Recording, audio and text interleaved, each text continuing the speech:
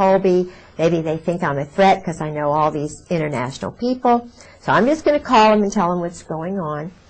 So I called Torrance, who's the head of the FBI, and he's too busy, too busy. So he sends this guy, Dan McNally, out. And Dan McNally is a very nice guy, and he has this girl interview me, and I type out something about Georgia's history and what I know. Guess who else is a 20-year Marine? Dan McNally. Mm-hmm. And it just so happens that Dan McNally's best friend, and he's not married either, but that's all right, his best friend, who is from North Carolina and never married, is a best friend of Fred Hentz, who's the one who took me to this place, Mahi Maz, where I had the 2 death threats, who was graduated from college in flat 59. He was intelligence. His father was a German high, part of the Kaiser's elite group. Mm-hmm. He was NATO colonel, which I thought was pretty neat, and that's why they knew the profile. Kay likes NATO people because she's going to learn a little bit about another culture, And I'm not saying that because his family were high command, but he was also an existentialist. An existentialist, according to my husband, which he is one, Fred Hentz, all of these people are existentialists. They believe in doing whatever it takes. It doesn't matter what the law says. Mm-hmm. They will do anything necessary to get what they want politically.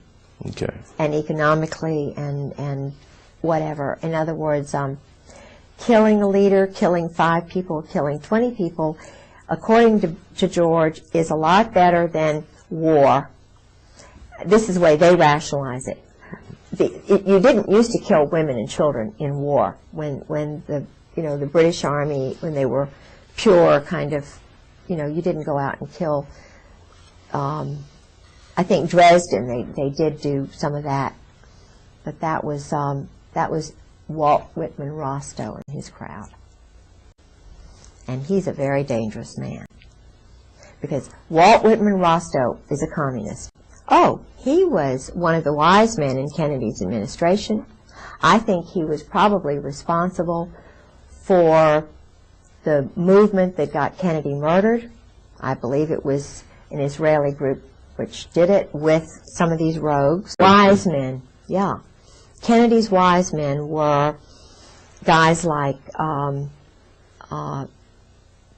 the Harvard crowd. And he was trying to bring them in to change things around a lot. Uh-huh. Walt Whitman Rostow was the one who got us into the Vietnam War because he wanted to sell the weapons and stuff. He and Victor Krulak, who is the present commandant's father, Krulak was his lackey. Walt Whitman Rostow's lackey. Walt Whitman Rostow went with Taylor, General Taylor, and wrote the report that got us into the Vietnam War. And all the time that the Pentagon was saying, no, no, no, no, he was a cheerleader for the weapons sales. He and Henry Kissinger, Heinz. Mm-hmm. He and Henry. Walt Whitman Rostow, Eugene Debs Rostow, these were communists, named for communists. Eugene Debs Rostow and it's either his son or his other brother, runs the big Boston mob, the port there. His name is Nicholas Rostow. With the Weld, with William Weld, they've done all that drug business in Mexico for years. They had that Russian, the one who was murdered by the assassin, Ramon. he was a competitor, Stalin's competitor, and he escaped. Very famous Tolstoy. Okay. Mm-hmm. Tolstoy became a Christian at the end, and you can't become a Christian. That's a death warrant. So they killed Tolstoy because he was becoming too, I think, now I don't know the whole story. There's probably a lot more to it, and maybe I see completely the wrong picture there. But Tolstoy was murdered by this same Parisian, Spanish, Czechoslovakian, Georgian, Russian group, which are all part of the former Abwehr. All right.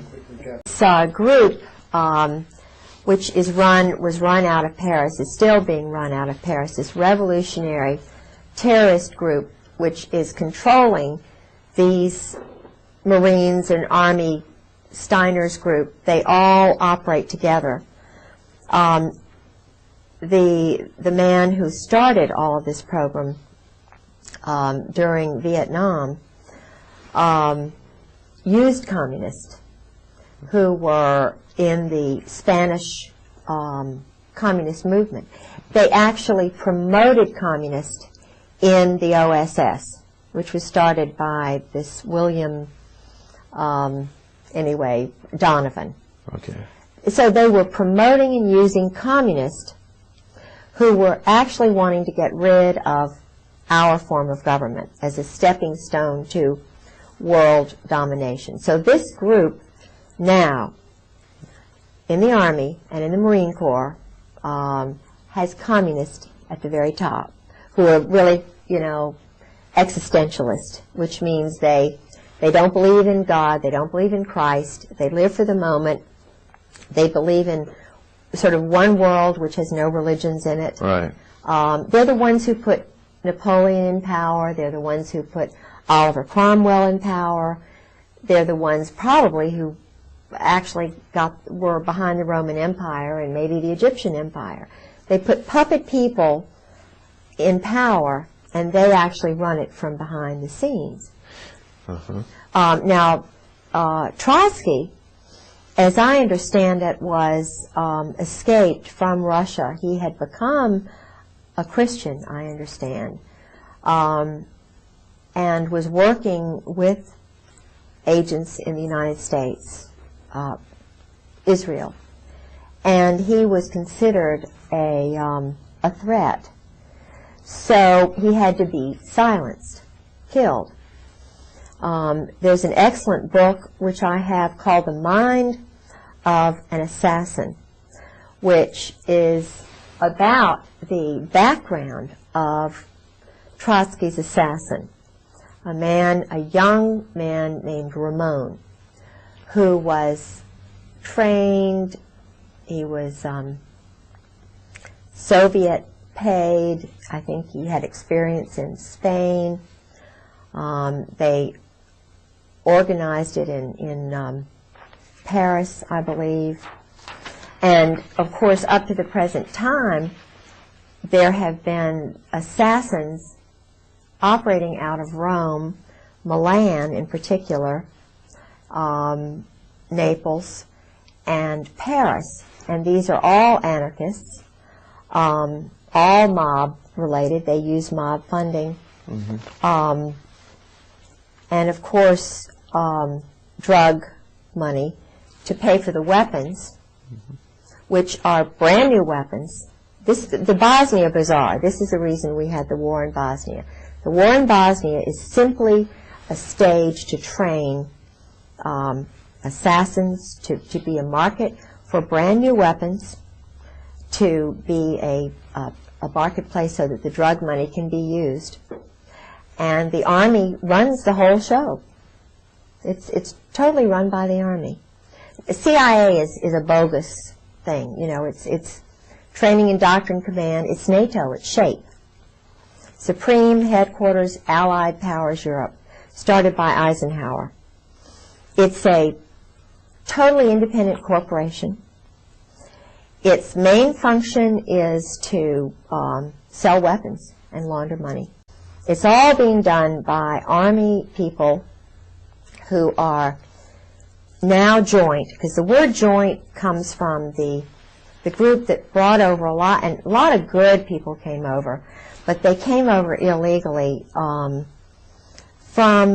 kind of escape Nazi Germany and stuff. I don't know that much about it, but I do know that the funding organization, one of the funding organizations was out of New York, and it was called the Joint. And Meyer Lansky, see, our mob, the organized crime, the Jewish Kabbalist group, who don't believe in God really, well they do, they look at God as a Kabbalah kind of thing, and the opposite of good is bad, and they have to get rid of all the good people and kill them, and then, you know, I mean, they really do this. They're killing people who are good on purpose, and they get brownie points with their little cult.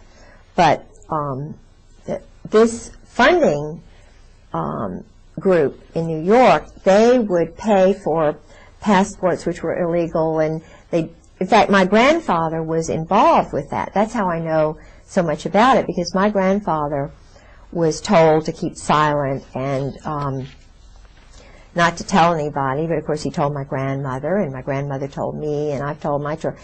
Everybody knows they brought in probably more than 200,000 Nazi soldiers and SS and, you know, wacko scientists and psychologists, and all of them, most of them, had the German disease, you know, because it was their culture. Yeah, the German disease is what the Pink Triangle boys were. Colonel Ron Ray writes about this. He's a Marine colonel who's a Christian who's writing about the Cherry Marines, the homosexuality in the group sex orgies and so forth, which brought down the German government, because Naples, which is where all of the Navy is doing their playing. I mean, today in Naples, these orgies are going on. It was where Krupp, the weapons manufacturer, used to take the German